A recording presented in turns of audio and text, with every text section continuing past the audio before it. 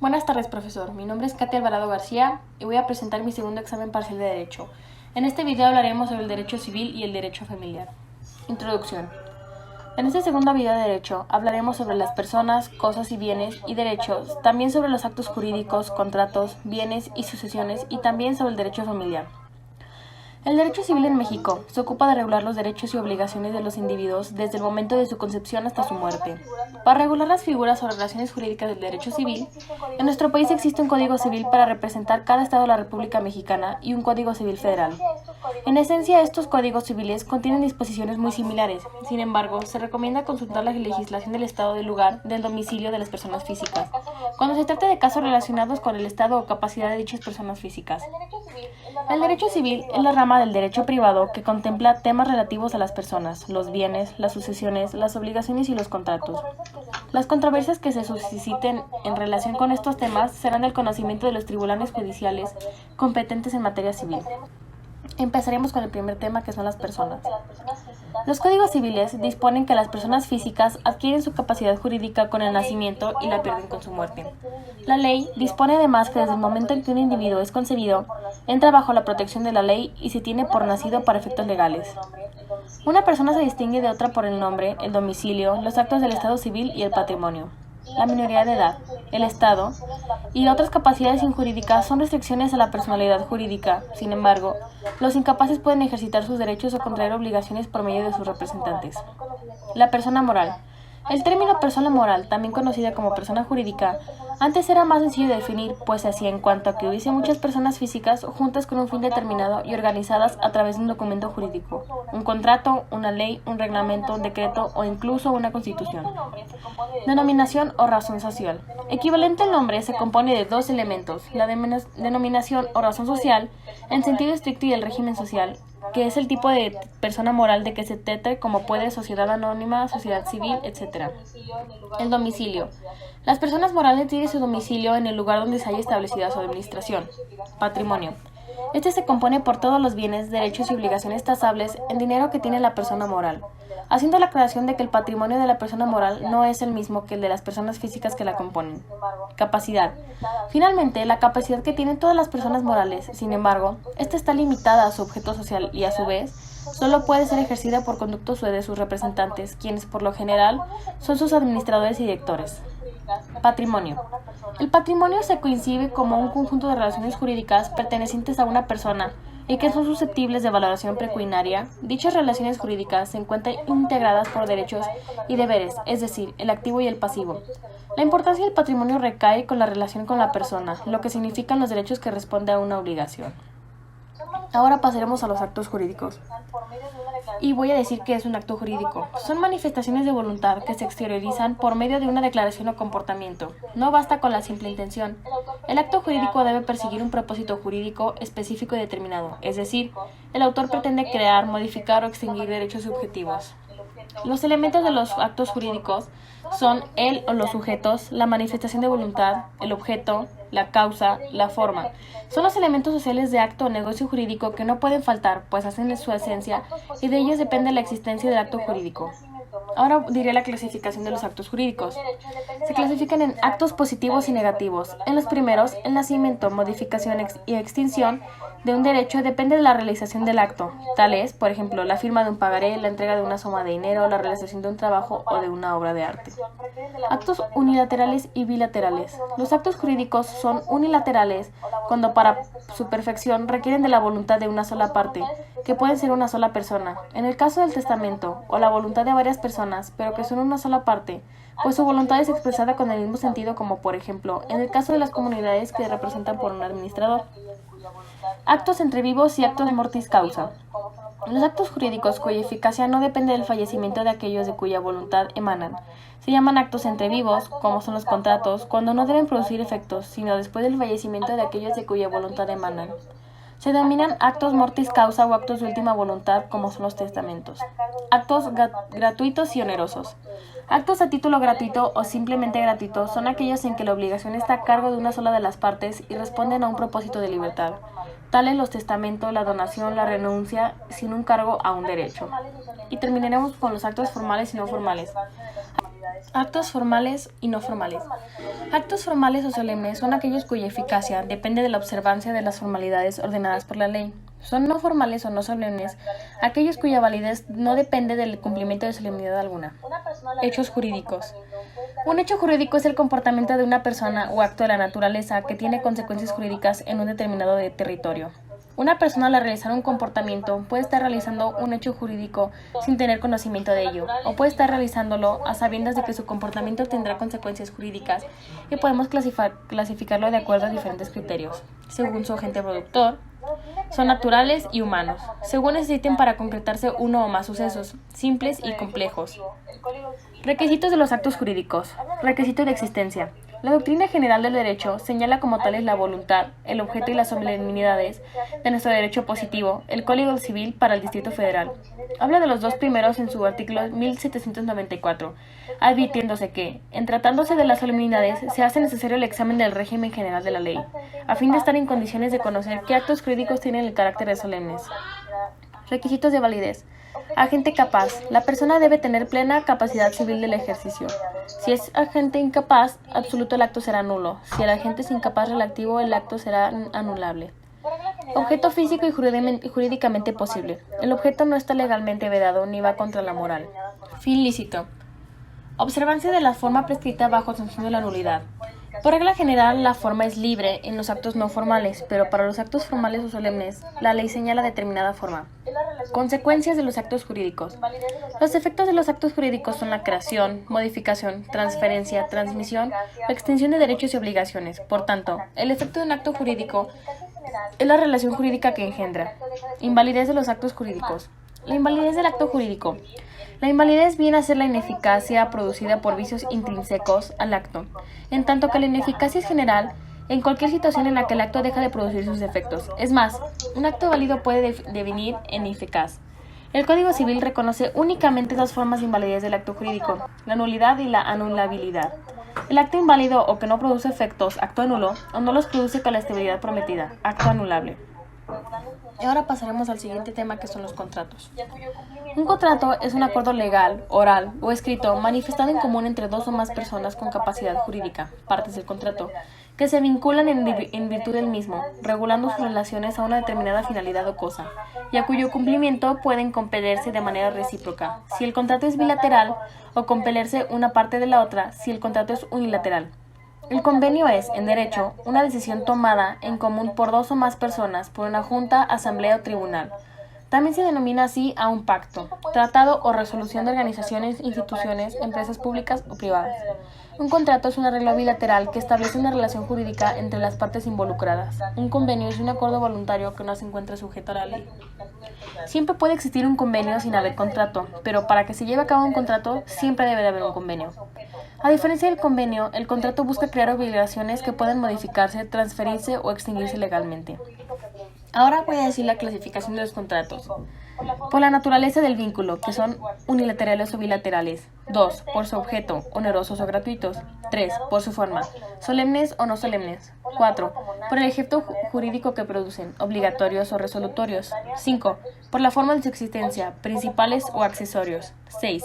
Según estén o no estén disciplinados por la ley, nominados o innominados. 7. Por la forma como nacen y la manera como concluyen. Contratos de ejecución instantánea de tracto sucesivo. 8. Por la forma como se perfeccionan. Contratos reales o consensuales. 9. Según cómo se establezcan los extremos del contrato, de libre discusión o de adhesión. 10. Según el consentimiento de las partes, individuales o colectivos. 11. Según cómo se determine la ventaja para las partes, conmutativas o aleatorias. Ahora diré la terminación de los contratos. El Código Civil prevé tanto de manera explícita como implícita diversas formas de extinción de los contratos. En este sentido, los contratos se extinguirán por la nulidad o anulabilidad de los mismos, por mutuo disenso, por rescisión, por resolución o por incumplimiento. La disolución de los contratos es también denominada en doctrina revocación, en el sentido de que se considera que quien otorga su voluntad para contraer revoca esa misma voluntad al deshacer el acto o contrato celebrado. Elementos de los contratos. La capacidad. Es necesario que cada parte entre en un acuerdo, tenga los derechos sobre dichos acuerdos pactados. Es decir, cada parte participante debe ser legalmente válida para reclamar los derechos que se pacten y para cumplir con las obligaciones establecidas en el contrato. Consentimiento. El consentimiento, otro de los elementos del contrato fundamentales, no es más que una manifestación libre, voluntaria y consciente en la que el titular revela o expresa de forma indiscutible su voluntad de aceptar un acuerdo. Objeto. El objeto no es más que los bienes o servicios que son contemplados en el intercambio que ocurre en todo contrato. El objeto inmediato del contrato puede ser la obligación, motivo o por el cual se crea el contrato.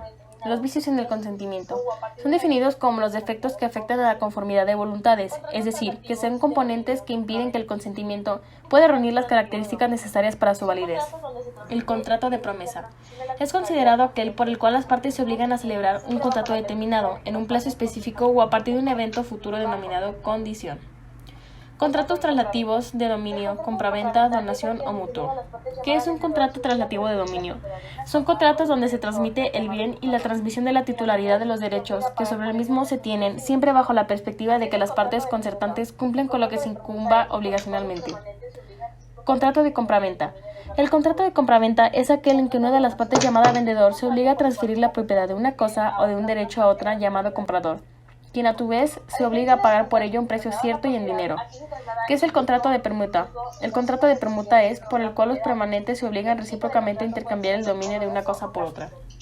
Contrato de donación. Un contrato por el cual una persona transfiere a otra una parte o la totalidad de sus bienes. Contrato traslativo. A diferencia de los contratos que trasladan la propiedad, aquí se traslada el uso, incluso el dominio de los bienes, pero no la propiedad. Este tipo de contrato puede ser honoroso o gratuito, y siempre se trasladará el uso y goce del bien inmueble o mueble. Sin embargo, no se trasladará la propiedad, la cual siempre será la que está del contrato con un tercero. Contrato de arrendamiento. Es aquel, por virtud del cual una de las partes se obliga a dar a la otra el goce o uso de una cosa por tiempo determinado y precio cierto. Contrato de comodato.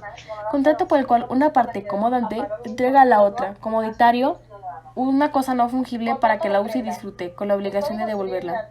Es un contrato real, es esencialmente gratuito, aunque puede estipularse de atribución y temporal. Contrato de fianza. La fianza de un contrato en virtud del cual una persona, llamada fiador, se compromete con acreedor a pagar con un deudor por caso de que éste no lo haga. Contrato de prenda. El Código Civil en el artículo 2856 menciona que la prenda es el derecho real constituido sobre un bien mueble enajenable para garantizar el cumplimiento de una obligación y su preferencia en el pago. Contrato de hipoteca. Contrato que puede ser definido como aquel por virtud de la cual determinados bienes muebles o inmuebles quedan constituidos en garantía del cumplimiento de una obligación, para que, en el caso de que ésta no se realice, sean destinados a satisfacer con su importe el monto de la deuda cuyo pago se encuentra afectos por voluntad de su titular. Contrato de garantía.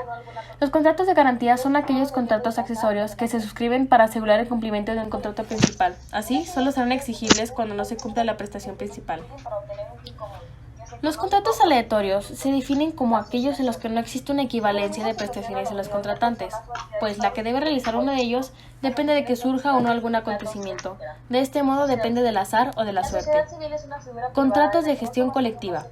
Son aquellos contratos donde dos o más personas físicas se constituyen para obtener un fin común, ya sea económico o sin fines de lucro. Asociación. Se denomina asociación a la unión de personas o entidades para un fin común, por ejemplo, asociaciones profesionales, sindicatos, etc. Sociedad civil. La sociedad civil es una figura privada en la que dos o más personas se obligan a poner en común recursos con el ánimo de repartirse entre sí las posibles ganancias. Parcería. La parcería es aquel contrato por el cual el titular de una finca o explotación cede temporalmente su uso y disfrute o el de alguno de sus aprovechamientos, así como el de los elementos de la explotación, ganado, maquinaria o capital circulante. Sociedad conyugal. Es una comunidad de bienes en la que no importa cuál de los cónyuges adquiera o sea titular de los bienes durante el matrimonio. Estos pertenecen a la sociedad de bienes y regulada la capitulación matrimonial por los mismos. La prestación de servicios. Es un documento de carácter civil mediante el cual una persona o una empresa suscribe un acuerdo con respecto a otra que va a realizar una actividad en específico. Si el contrato es de prestación de servicios, recogerá las condiciones en las que un profesional, independientemente de cualquier área, se compromete a realizar una serie de servicios para su cliente a cambio de una remuneración. Contrato de depósito. El depósito es el contrato por el cual una persona, el depositario, se obliga con otra para el depositante, que le ha confiado una cosa mobiliaria corporal, a conservarla y a restituirla por cuando ésta quiera. Contrato de custodia. Por los contratos de custodia, una persona encomienda a otra de su confianza una cosa para su guarda legal con retribución o sin ella. Obligaciones. El depositario está obligado a custodiar la cosa y atender a su conservación conforme al pactado, pero en todo caso responderá de la pérdida por dolo o culpa grave. Contrato de secuestro. El contrato de secuestro consiste en el depósito de una cosa litigiosa en poder de un tercero, hasta que se decide en el litigio entregar la misma a quien corresponda. Existen dos clases de secuestro: convencional, cuando todas las partes interesadas convienen con el depósito, y judicial, cuando lo ordena juez. Ahora con esto acabamos de terminar sobre el derecho civil y ahora como último tema hablaremos un poco sobre el derecho familiar. Y empezaremos con el parentesco. El parentesco es el vínculo existente entre personas que pertenecen a la misma familia. Es conveniente conocer su significado desde el punto de vista jurídico, puesto que el grado de parentesco será determinante a la hora de heredar, cobrar prestaciones sociales, indemnizaciones por accidente, etc. Matrimonio. Como matrimonio civil, se designa aquel que establece la unión entre dos personas que pueden o no ser del mismo sexo, dependiendo de la legislación de cada país, celebrado ante una autoridad civil, por medio de los cuales los contrayentes adquieren derechos y deberes patrimoniales y domésticos, según lo dispuesto en el Código Civil del país, y todo ello sin que medie autoridad religiosa alguna. Divorcio. El divorcio supone la disolución del vínculo matrimonial tras una sentencia judicial. Existe un capítulo dentro del Código Civil Federal para el divorcio, mismo que deberá ser observado por la legislación de cada estado de la República Mexicana. El parentesco es la relación jurídica que nace entre personas que descienden de un progenitor común. Las fuentes de este parentesco son el matrimonio, filiación y la adopción. El matrimonio es la fuente del parentesco por afinidad, la filiación por consanguinidad y el parentesco civil por la adopción. Familia. Ahora vamos a hablar sobre los tipos de familia que existen. Para empezar, existe la familia biparental o nuclear. Están compuestas por una pareja de adultos que se hacen cargo de uno o más hijos biológicos. Es por tanto la familia clásica.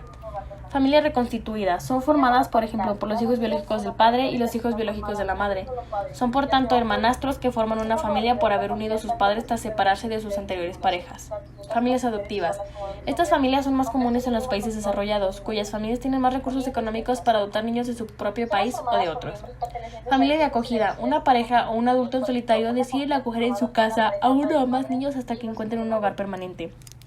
Familia monoparental. La familia monoparental es la que está formada por un solo padre, ya sea hombre o mujer. Esta modalidad de la familia tampoco se libra de la crítica y la especulación, tanto en el caso de las mujeres solas como de los hombres, aunque estos últimos continúan estando en minoría. Familias extensas. Son las formadas por miembros pertenecientes a distintas generaciones que conviven juntos, por ejemplo, una familia formada por una pareja, padre y madre y los hijos del abuelo. Nulidad. La acción de nulidad, ahora que terminamos, hablaremos sobre otro tema y entra la nulidad. La acción de nulidad es aquella destinada a obtener de los tribunales la declaración de ineficacia de un acto, negocio jurídico o contrato, por carecer de algún elemento esencial o por ser contrario a la ley, o por adolecer de algún vicio o defecto que le hace susceptible de producir su ineficacia. El matrimonio. Como matrimonio civil se designa aquel que establece la unión entre dos personas que pueden o no ser del mismo sexo. Relación conyugal. La relación conyugal trata de acercar y unir a dos personas, hombre y mujer, en la forma más bella y difícil de vivir de dos seres humanos. Separación conyugal. Se produce una sensación de la vida en común de los casados y se transforma el régimen jurídico de sus respectivos derechos y obligaciones. Por tanto, el concepto aparece vinculado únicamente a la suspensión de la convivencia entre los cónyuges. Ahora, como último tema o subtema, hablaremos sobre el divorcio. El divorcio es la disolución del matrimonio, mientras que en un sentido amplio se refiere al proceso que tiene como intención dar término a una unión conyugal. Divorcio voluntario. El divorcio voluntario o por mutuo consentimiento se lleva a cabo cuando ambos cónyuges de común acuerdo acuden ante el juez de lo familiar para solicitar la disolución del vínculo matrimonial, presentando el convenio aprobado por ambos, donde se precisan cada una de las cláusulas relativas a los hijos y a los bienes adquiridos durante el matrimonio. Divorcio contencioso. El divorcio contencioso es un procedimiento judicial en el cual se solicita al juzgado de la disolución del matrimonio. Se discuten las medidas que se han de fijar en sentencia en el juzgado porque las partes no han alcanzado un acuerdo. Las partes discrepan en las cuantías de las pensiones de alimentos, si hay hijos, la adjudicación del uso del domicilio familiar, las pensiones compensatorias o no hacia uno de los progenitores o partes, etc. Con esto doy fin a mi video de derecho. Hablamos sobre el derecho familiar y el derecho civil. Este tema se me hizo muy interesante, ya que hablamos un poco sobre todo lo que el profesor nos enseñó. Y como conclusión, Diré que la persona humana es sujeto de derecho desde su nacimiento. El derecho civil es aquel que regula las relaciones privadas de los ciudadanos entre sí. Se trata de un conjunto de normas jurídicas que rigen los vínculos personales o patrimoniales entre personas privadas, ya sean personas naturales o jurídicas, tanto de carácter privado como pública. El derecho civil suele constituir el